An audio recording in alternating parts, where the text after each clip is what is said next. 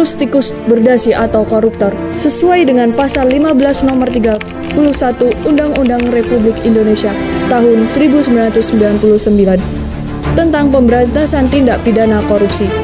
Dari sudut pandang hukum tersebut, kejahatan tindak pidana korupsi mencakup unsur-unsur sebagai berikut: penyalahgunaan kewenangan, kesempatan, dan sarana, memperkaya diri sendiri, orang lain, atau korporasi, merugikan keuangan negara dan perekonomian negara.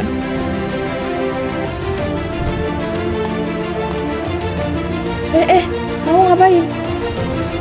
Makan mangga ya. Jadi ini nih contoh orang yang merugikan negara dan masyarakat.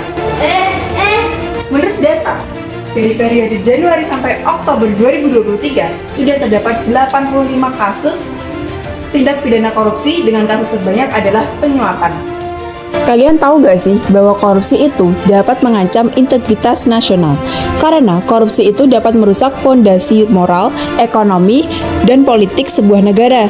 Ini mengakibatkan ketidakpercayaan masyarakat terhadap pemerintah dan institusi, serta menghambat pembangunan ekonomi yang berkelanjutan. Korupsi juga bisa menciptakan ketidakstabilan sosial, menghambat pertumbuhan ekonomi, dan menghambat proses demokratisasi. Udah ketangkep. Jadi, itu salah satu tugas dari KPK. KPK adalah Komisi Pemberantas Korupsi. Dan tugas-tugasnya: 1. Penyelidikan dan penyidikan. 2. Pencegahan. 3. Penyelidikan dan edukasi. 4. Kerjasama dengan instansi lain. Selain tugas-tugas, KPK juga melakukan upaya-upaya untuk pemberantasan korupsi. Yang pertama, operasi tangkap tangan atau OTT. Yang kedua, pengembangan sistem pengawasan. Yang ketiga, pengembangan kerjasama internasional. Dan yang terakhir, penguatan hukum dan sistem peradilan.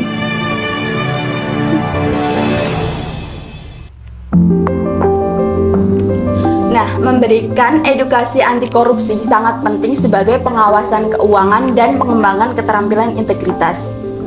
Karena korupsi dapat merusak moral, menghambat pembangunan, dan merugikan masyarakat secara keseluruhan. Jadi supaya kita, generasi muda, dapat menjadi agen perubahan yang efektif dalam memerangi korupsi, maka diperlukan solusi melalui pendekatan-pendekatan berikut. Yang pertama, pendidikan karakter. Lalu yang kedua ada kampanye dan sosialisasi. Yang ketiga peran mode, memberikan contoh model atau panutan. Yang keempat pembentukan klub atau organisasi anti korupsi.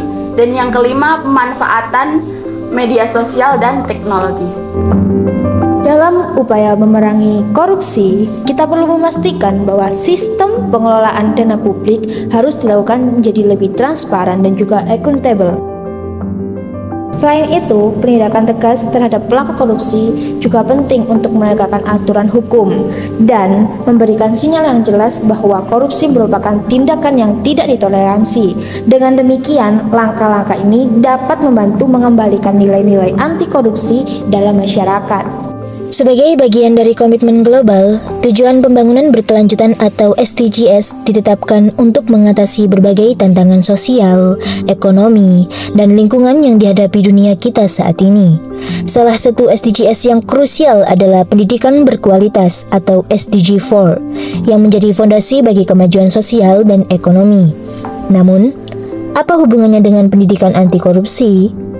Ternyata keduanya sangatlah terkait. Pendidikan anti korupsi memainkan peran penting dalam menciptakan lingkungan pendidikan yang sehat, transparan, dan bebas dari praktik korupsi. Dengan memperkuat nilai-nilai integritas, kejujuran, dan akuntabilitas sejak dini, kita membantu membangun masyarakat yang kuat dan berkeadilan. Melalui pendidikan anti korupsi, kita tidak hanya menanamkan kesadaran akan bahaya korupsi, tetapi juga mempersiapkan generasi masa depan untuk menjadi agen perubahan yang mempromosikan tata kelola yang baik dan berkelanjutan. Oleh karena itu, mari kita bersama-sama mengakui pentingnya integrasi pendidikan anti korupsi dalam upaya mencapai tujuan pembangunan berkelanjutan. Dengan begitu, kita mewujudkan visi dunia yang lebih adil, aman, dan sejahtera bagi semua. Kami mengundang Anda Anda untuk bergabung dalam perjalanan ini, karena bersama-sama kita dapat melangkah maju dalam melawan korupsi dan membangun masa depan yang lebih baik untuk generasi mendatang. Terima kasih telah menyimak video kami. Mari kita bergerak bersama menuju perubahan yang lebih positif.